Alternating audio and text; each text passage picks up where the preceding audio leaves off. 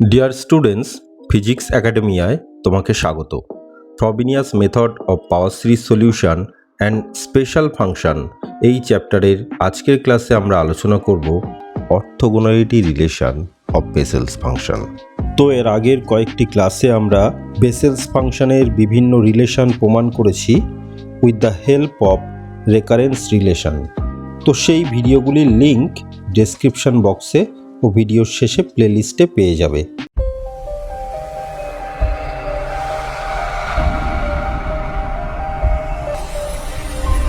তো আমরা আলোচনা করতে চলেছি orthogonality relation of Bessel's function.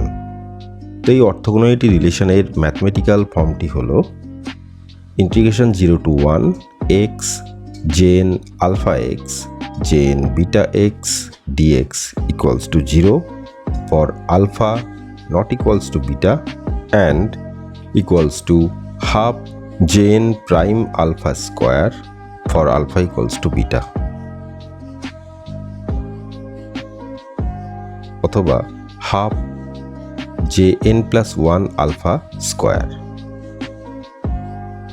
যেখানে এই আলফা ও বিটা এরা হলো roots of the Bessel's function, অর্থাৎ jn alpha equals to jn beta equals to 0।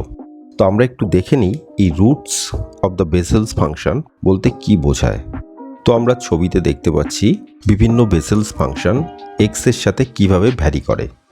Blue কালারের কার্ভটি দিয়ে j0 x এর ভেরিয়েশন উইথ x দেখানো হয়েছে, একইভাবে j1 x এর ভেরিয়েশন দেখানো হয়েছে অরেঞ্জ কালারের কার্ভ দিয়ে, এবং গ্রিন কালারের কার্ভ দিয়ে j2 x এর ভেরিয়েশন দেখানো হয়েছে। এবার এই যে ইয়েলো ডটগুলো দেখতে পাচ্ছ, x এর এই পজিশনগুলোতে j0 x এর মান 0, আবার এই যে গ্রিন ডটগুলো দেখতে পাচ্ছ x এর এই পজিশনগুলোতে j1 x এর মান 0। তো x এর এই পয়েন্টসগুলো, অর্থাৎ যেখানে বেসেলস ফাংশনের মান 0, x এর সেই পয়েন্টগুলোকে বলে roots of the Bessel's function. যেমন এই ছবিতে এই পয়েন্টসগুলোতে দেখো বিভিন্ন বেসেলস ফাংশনের মান 0, অর্থাৎ jn x equals to 0 এই পয়েন্টসগুলিতে। তো এই পয়েন্টসগুলোকে আমরা বলবো roots of the Bessel's function. অর্থাৎ আমাদের প্রবলেমে আলফা এবং বিটা যদি roots of the Bessel's function হয়, তবে jn alpha equals to jn beta equals to 0 হবে। তো এবার আমরা এই অর্থোগোনালিটি রিলেশনটা প্রুভ করব। তো তার জন্য এই ডিফারেনশিয়াল ইকুয়েশনটা লেখা হলো। এই ইকুয়েশনটি হলো বেসেলস ডিফারেনশিয়াল ইকুয়েশন।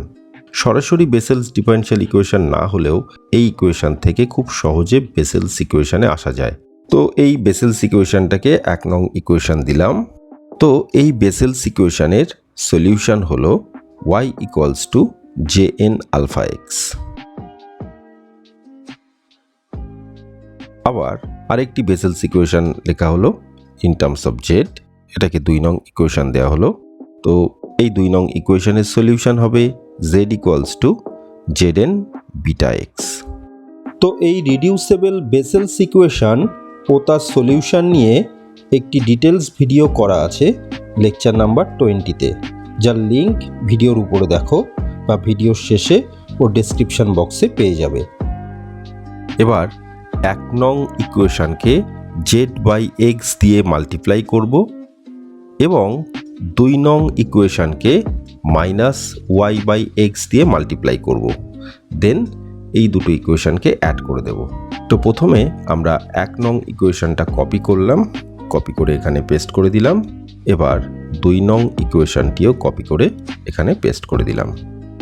এবার এই 1 নং ইকুয়েশনকে z/x দিয়ে মাল্টিপ্লাই করলাম এবং 2 নং ইকুয়েশনকে -y/x দিয়ে মাল্টিপ্লাই করব।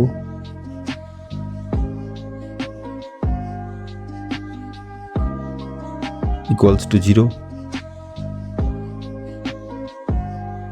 তো এই টার্মসটা গুণ হয়ে হবে z into x d2y dx2 plus, এবার এই দুটি টার্ম মাল্টিপ্লাই করে পাই z dy dx প্লাস, এবার এই টার্ম ও এই টার্ম মাল্টিপ্লাই করে পাই minus N square Z by X into Y minus, এবার এই দুটি টার্ম মাল্টিপ্লাই করে পাই,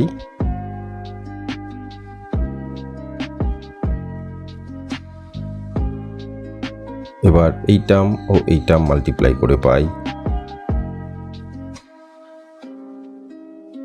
মাইনাস, এবার এই টার্ম ও এই টার্ম মাল্টিপ্লাই করে পাই, প্লাস, এবার এই টার্ম ও এই টার্ম মাল্টিপ্লাই করে পাই,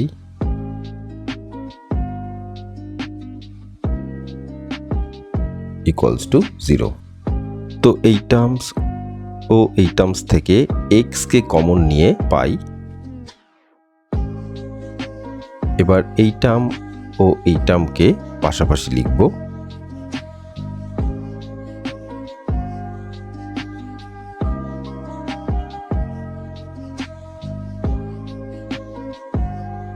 এই টার্ম ও এই টার্ম কেটে যাবে এবং এই দুটো টার্ম থেকে এক্স ওয়াই জেড কমন নিলে পাই alpha square minus beta square into X Y Z equals to 0। এবার এই টার্মস ও এই টার্মস, এই দুটো টার্মসকে একসাথে কিভাবে লিখি দেখো। তো এই টার্মসটা হলো ইউ এবং এই টার্মসটা ভি ধরে পাই ডিডিএক্স অফ ইউ ভি, অর্থাৎ চেন রুলে ভাঙালে ইউকে কনস্ট্যান্ট রেখে ভি এর ডেরিভেটিভ করলে পাই এই টার্মস, এবং ভিকে কনস্ট্যান্ট রেখে ইউ এর ডেরিভেটিভ করলে পাই এই টার্মস, অর্থাৎ এই দুটো টার্মসকে একসাথে এটা লিখতে পারি আমরা, plus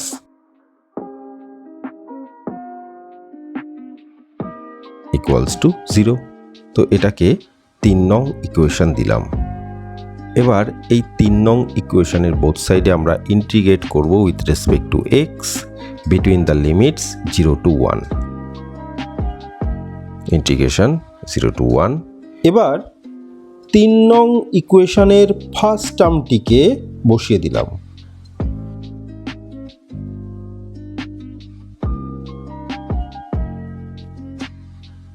dx plus alpha square minus beta square integration 0 to 1 x Y z into dx equals to 0। এবার এই টার্মসটাকে আমরা প্রথমে লিখলাম আর ইকুয়ালস টুর পাশে এই টার্মসটাকে লিখব। এবার দেখো এই ডিএক্স ডিএক্স কেটে গেল, তো ডি অফ দিস ইন্টিগ্রেশন করলে পাবো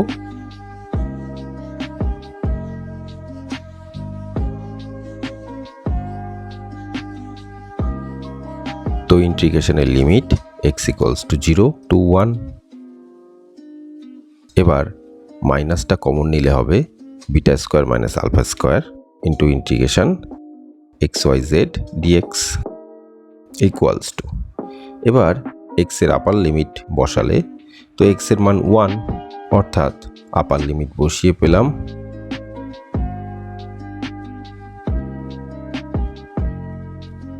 এই টার্ম। এবার লোয়ার লিমিট তো 0, তো এই 0 বসালে পুরো টার্মসটাই 0 হয়ে যাবে, মাইনাস 0। তো এই 0টা লিখলাম না। আমরা জানি y equals to jn alpha x এবং z equals to jn beta x.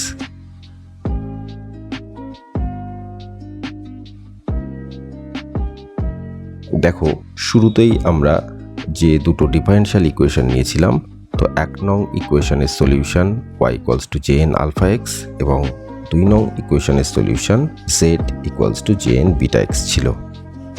ফিরে এলাম, তো সেটাই লেখা হলো, অর্থাৎ dy dx equals to alpha into jn prime alpha x এবং dz dx equals to beta into jn prime beta x.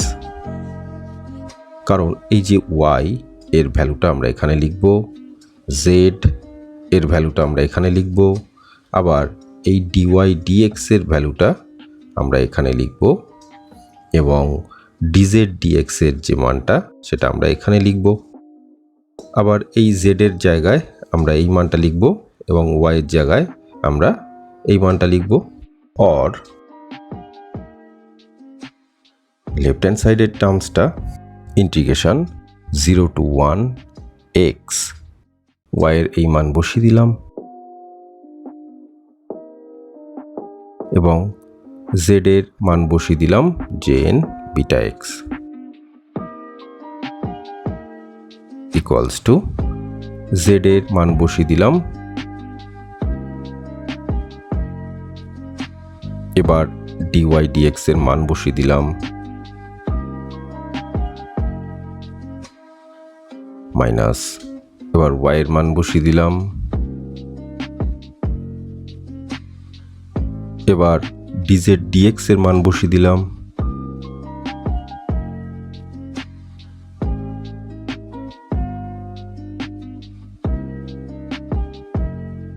Equals to x এর মান 1। এই সমস্ত জায়গাগুলোতে আমরা বসিয়ে দিয়ে পাই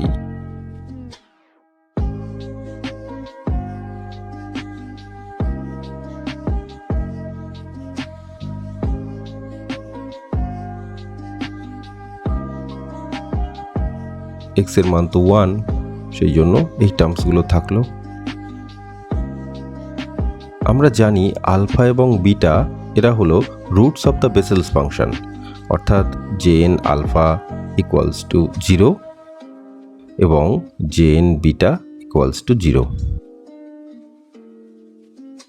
এ দেখো আমরা শুরুতেই কিন্তু ধরেছিলাম আলফা এবং beta are the roots of the jn x, অর্থাৎ jn আলফা সমান jn বিটা ইকুয়ালস টু 0। ফিরে এলাম। তো সেই অনুযায়ী এই jn বিটা ইকুয়ালস টু 0 আবার jn আলফা ইকুয়ালস টু 0, তাহলে হোল রেজাল্ট ইকুয়ালস টু 0 হয়ে গেল। অর্থাৎ এই যে ইন্টিগ্রেশনের রাইট হ্যান্ড সাইডের রেজাল্ট পেলাম আমরা 0। If alpha not equals to beta, সেক্ষেত্রে এই beta square minus alpha square টার্মসটা নট ইকুয়ালস টু 0। সুতরাং এই ইন্টিগ্রেশন টার্মসটি equals to 0 for alpha not equals to beta. তো এটাকে আমরা বক্সে ভরলাম।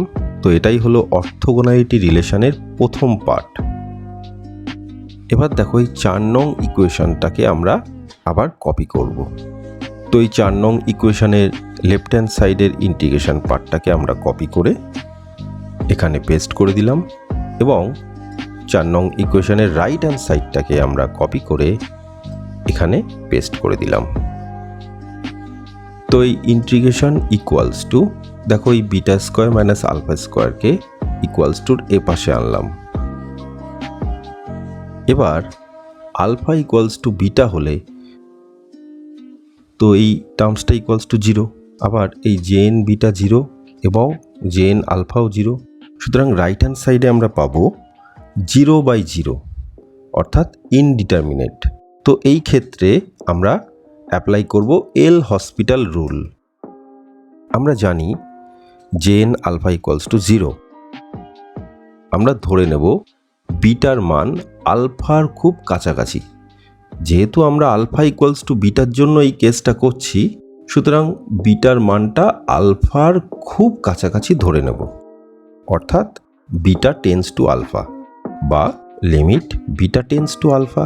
তো এবার এই লিমিট বিটা টেন্স টু আলফার জন্য এই ইন্টিগ্রেশনটা কেমন হয় দেখব। তো limit beta tends to alpha নিয়ে লেফট হ্যান্ড সাইডটাকে লিখলাম।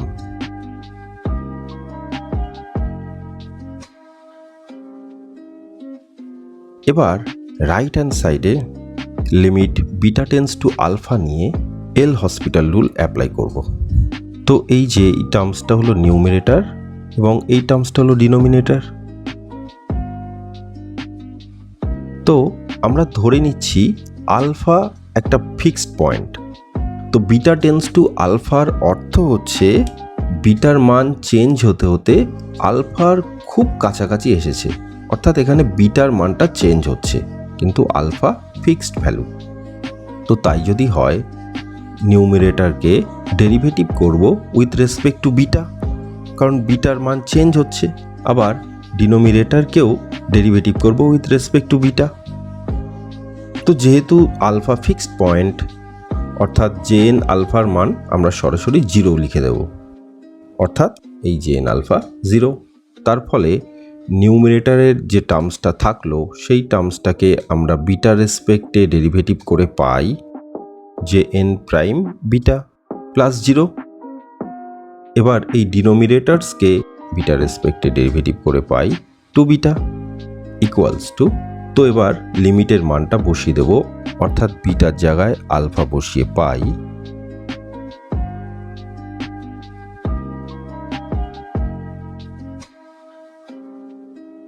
Equals to half J N prime alpha whole square. তো এবার এই ইন্টিগ্রেশনের লেফট হ্যান্ড সাইডে limit beta tends to alpha বসিয়ে পাই X into J N alpha x, আবার এইটাও তাই, অর্থাৎ J N alpha X square into dx. তো দেখো আমরা বেসেলস ফাংশনের যে রেকারেন্স রিলেশনগুলো করে এসেছি সেই রেকারেন্স রিলেশনগুলো এখানে পরপর লেখা আছে। তো বেসেলস ফাংশনের রেকারেন্স রিলেশন আমরা আলোচনা করেছি লেকচার নাম্বার 25-এ। ওই ভিডিওর লিঙ্ক উপরে দেখো বা ভিডিওর শেষে প্লেলিস্টে বা ডেসক্রিপশন বক্সে পেয়ে যাবে। তো আমরা এই 4a রেকারেন্স রিলেশনকে লিখলাম।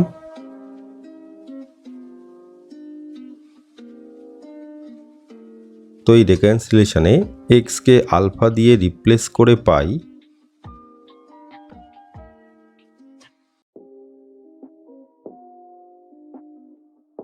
আবার আমরা জানি এই জে এন আলফা হলো roots of the Bessel's equation, অর্থাৎ J N alpha equals to 0। সুতরাং এই টার্মসটা ইকুয়ালস টু এই টার্মসটা, সুতরাং আমরা সেই মানটা বসিয়ে পাব